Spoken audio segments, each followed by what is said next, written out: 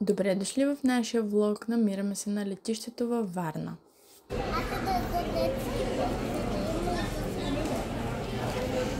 Как се чувствате с 3 деца? Ще си купиш кое? Че много калории за разходи и път. Ще седя.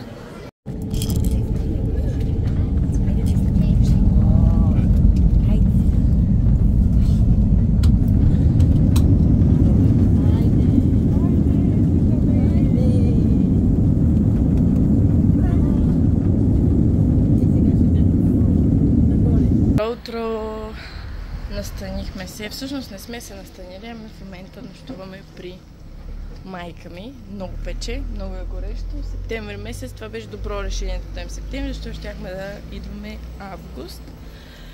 И сме пълна къща. Снощи пътувахме прибрахме се около 1 часа вечерта. И беше пълна лудница с 3 деца пътя, ако трябва да бъда честна, но все пак се справихме. И кофтито беше, че не си бяхме взели места, бяхме разделени. Симон искаше да ходи при Йоан, защото Йоан беше с Иван, а пък аз бях с Симон само, Елито беше писана при Иван и бяха някакви страшни объркваци. В самолета имаше дублирани места, беше си малко лудница и това нощно пътуване изобщо не е окей, но навръщане даже сме по-зле, защото пътуваме по-късно, но няма да гледаме минусите, ще гледаме плюсовете.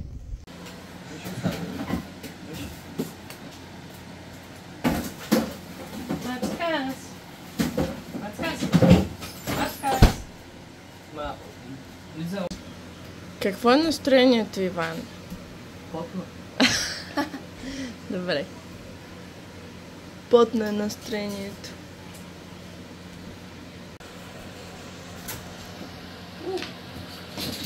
Това е мама Дима. Добре, на мен ми е мама. Бабата на Елито.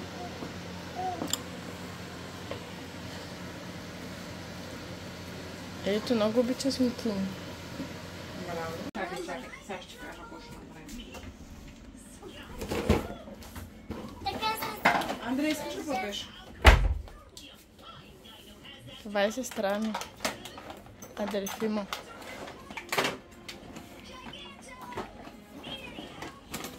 Има някакви стъбаки с тъбука, така. Кипороякис. Тук движението е обратно и е малко странно в началото. Караме колакис.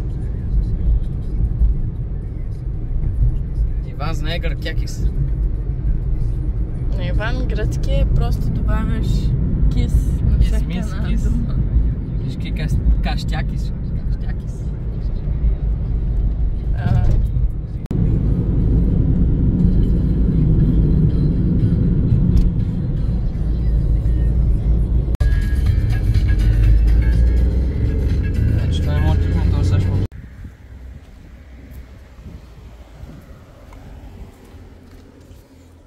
Бутите. Почкочу.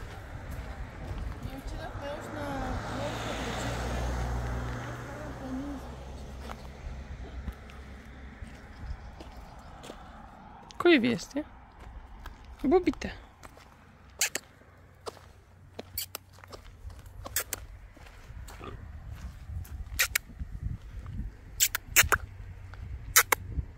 Малема си красавица. Намираме се на около 30 км от Лимасол. И тук ще спим. И оставихме момчетата при майка ми и дойдохме да се настаним. Буквално сме в планината горе. Иначе дойдохме на море. Как се получи така, не знам. Но къщичката е май супер. Айде да ходим да. Да, идеята е, че дойдохме в къща, за да не сме в малки апартаментчета на плажа. Решихме, че ще е по-добре за децата да сме в къща с дворче. Сега ще видим къщата. Какво представлява? Ей тук.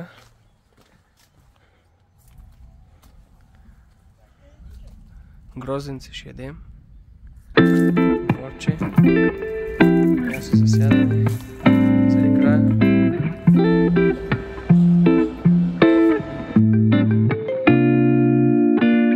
Този бар ми е фейворит. Тук ни е кухненският бокс.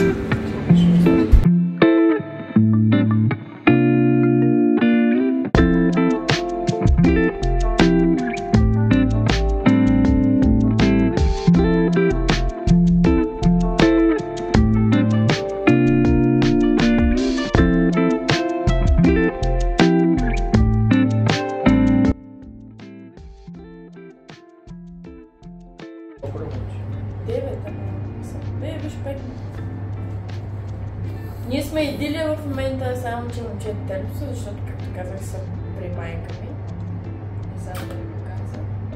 Търговичка? Да, мисля, че го казах. А пък тати се погрижи за храната на семейството. От задния двор. Набра грозде, сливи ябълки. Да, и е много хубаво, защото е в планината буквално. Аз от доста време исках да отидем на почивка в планина в България. А пък то се каза, че тук буквално си дойдох в планината. И е много приятно. И има много дървета. Каква водичката е? Има много дървета с ябълки, сливи и Иван набра цяла купа. Като цяло жилището е много добре направено, измислено и най-много ми харесва кофебарчето. Така, днес плана е да отиваме да ядем суши в бюфет. Плащаш 19 евро и ядеш на корем. Да ще ви вземем и с нас после, така че това е горе-долу плана. Сега си почиваме, ще учим да пазаруваме и останете до края на влога.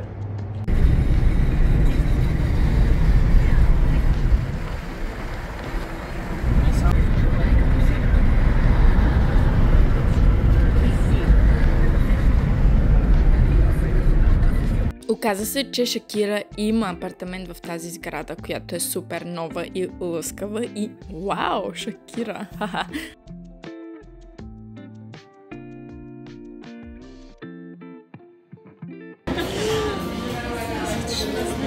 Що снимам, бе? Що снимам аз? След да ме водата Добро утро! Вече сме в Кипър ден 2 и нещо не мога да преглъща, не знам какво се е случило с гърлото ми, но вярвам, че ще мине до края на деня. Природата е прекрасна тук, птичките пеят, като на село. Имах нужда от това наистина. Днес ще ходим на плаж, сега чакам още Иван да се събуди, тъй като е доста изморен и го оставихме да си поспи. Децата се нахранихме и вчера се пазаряхме между другото. Купихме си макарони, защото те обичат да закусват макарони, яйца, направих си един омлет и разни неща, които да си имаме за закуска тук. Ето ги, децата. Деца! Здрасти! Здрасти! Симонче, какво правиш? И така, още не са ме забелязали, че ходя навън да се разхождам, но с малко очаквам да го забележа, че съм навън. Ето, че стигнахме до плажа. Този плаж се казва Lady Smile. И по принцип е лудница, но сега плажът беше само за нас буквално, а водата беше просто чай. След плажа вечерта си направихме барбекю. На следващия ден решихме да отидем на разходка из природата до този водопад. По пътя видяхме ето този плод, който е от кактус. Забравих на гръцки как се казва.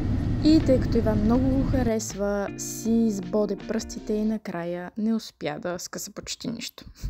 Но ако някой иска да го опита, продава се и в магазините и наистина е страшно вкусен и интересен.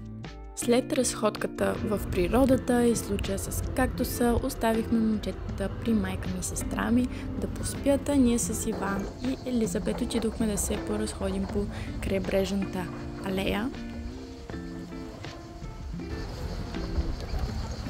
Елизабете!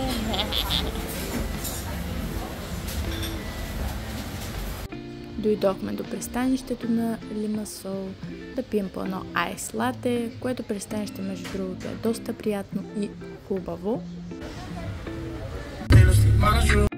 Така, страхотна песен, личи си от настроението на момчетата, но я спрях за да не ме санкционират в YouTube за авторски права. На следващия ден отидохме до Никозия, което е столицата на Кипър, гръцката част, за да се поразходим. Тук хапнахме сладолед. И тук интересен факт е, че гръцката и турската част са разделени и буквално, както си вървиш по центъра на Никозия, има пропусквателен пункт, където можеш да минеш от другата страна и отиваш в турската част, което беше супер странно.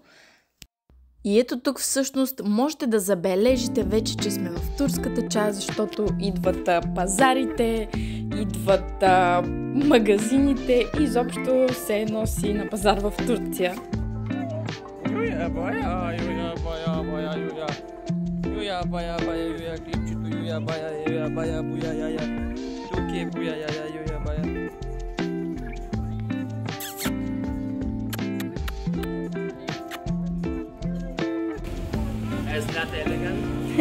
Да. И от тук се прехвърляме в Агианапа, където останахме последните 2 дни на почивка. Агианапа е, може би, най-известният курорт там. Той е някакво подобие на Слънчев бряг. И август месец е наистина просто бъкано с хора, но септември месец сега беше отличното време да направим тази почивка. Въпреки че беше много топло, горещо, поне беше спокойно и нямаше хора.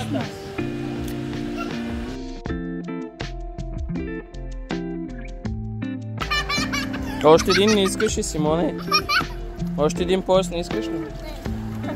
Иска той, иска. Къде си, бе? Абу. Каска, искаш ли каска? Искаш ли каска? Каска. И на лед?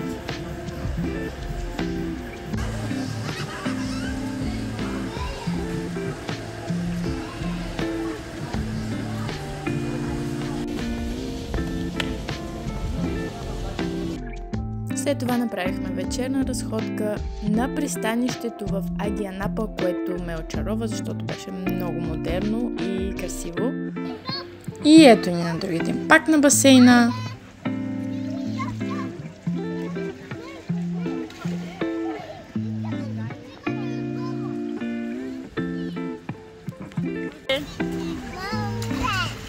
Ело, кажи ело!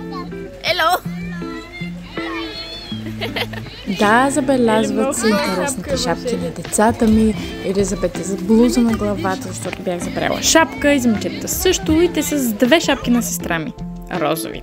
Естествено, винаги когато си контент креатор и си взимаш продуктите, за да снимаш съдържание на почивките си. Нямаше как да пропуснем и Луна парка. Клатиш кабинката е голямо, бебе. Да, нарочно клати.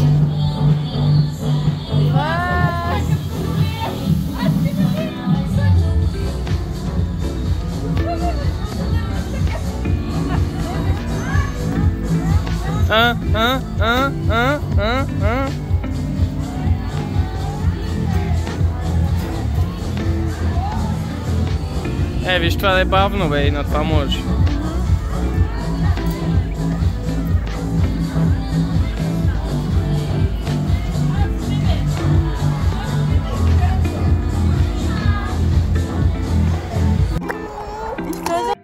Последния ден отидохме на известния там плаж Ниси Бич.